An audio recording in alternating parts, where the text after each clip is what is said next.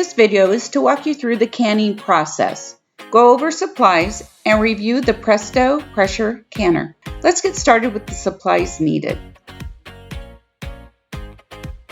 Mason jars. When you pressure can, you do not need to sterilize your jars. Just make sure that they're clean. Double check the rims of the jars for any nicks or cracks that may cause the lid not to seal. Jars come in two types, wide mouth and regular. Wide mouth are easier to get food into, but they are both processed at the same amount of time.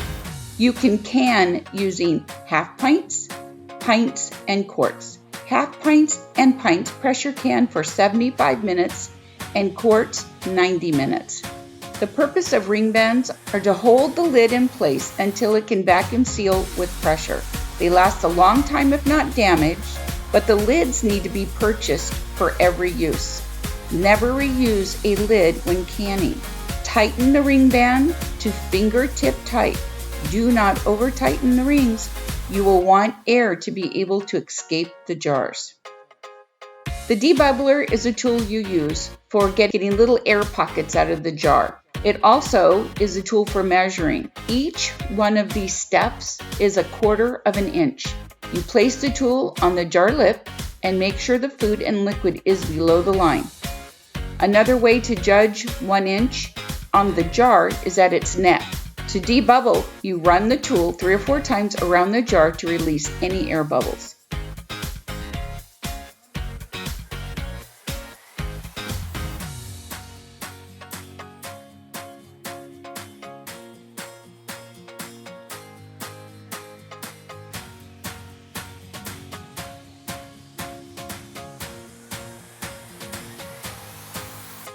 You do not want water to cover your jars as you do in water bath canning.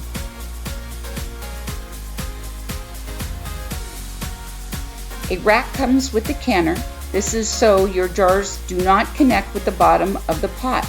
You don't want your jars dancing up and down, causing damage or breakage. There are 2 types of pressure gauges, weight gauge and dial gauge.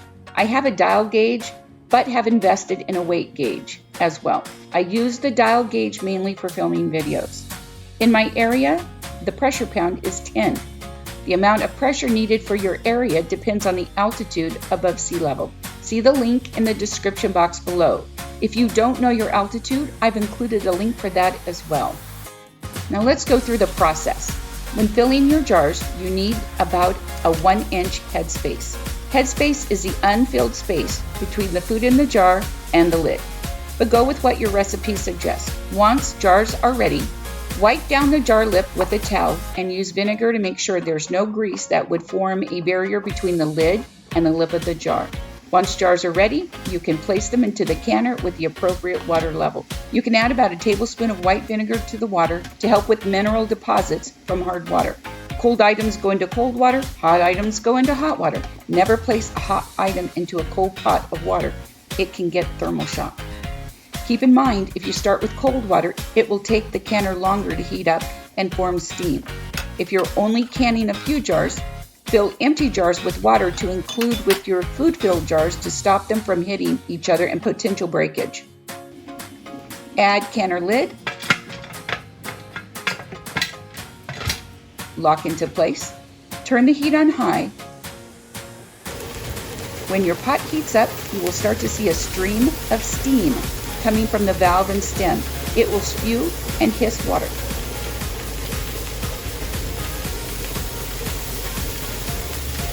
When the stem rises, you will need to wait 10 minutes for the air to be driven out of the canner.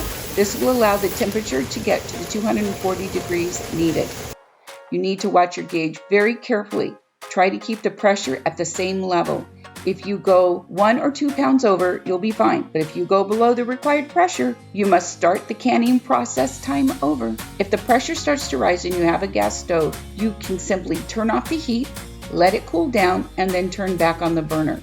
If you have an electric stove like mine, you can carefully slide the canner off the burner until it calms down. Turn down your heat, then slide it back on. Be super careful if you have a glass top range.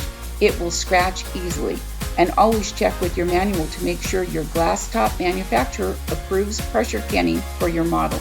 Once you've reached the 75 or 90 minutes, you can turn off the heat, then move the canner carefully off the heat source. Allow the canner to cool off naturally.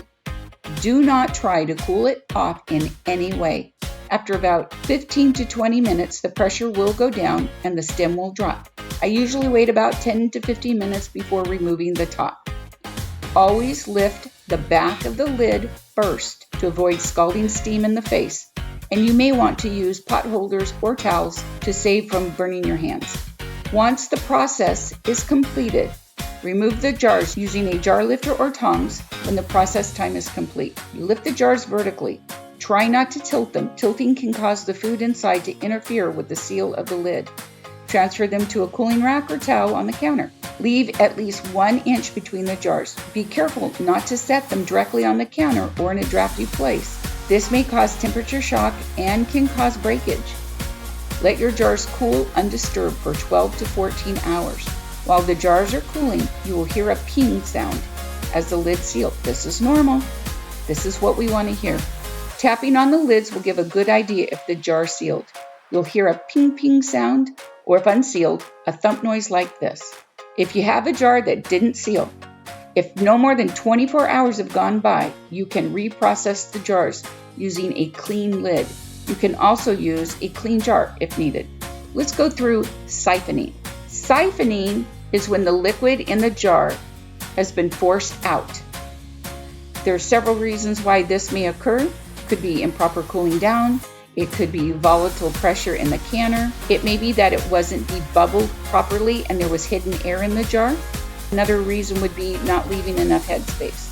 So now let's do the review for the Presto 23 quart pressure canner and cooker. What I like about my canner is that it's dual purpose. Not only can I use this canner for pressure and water bath canning, it can serve as a pressure cooker as well. It's affordable.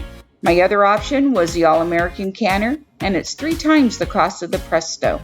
I'll leave a link for both below. It's easy to use. Once loaded, locked, and building pressure, it settles down quickly and gets to work. It's not too heavy for me to lift. That's very important for me. It has great workmanship quality. There's nothing cheap about this unit. I have confidence using this canner. I feel it works safely, efficiently, and with minimal hassle. I hope you've enjoyed our video today. If you have any questions, please leave them in the comments below. Let me know if you have a pressure canner, what kind of pressure canner you do have, and we'll see you next time. Have a great day.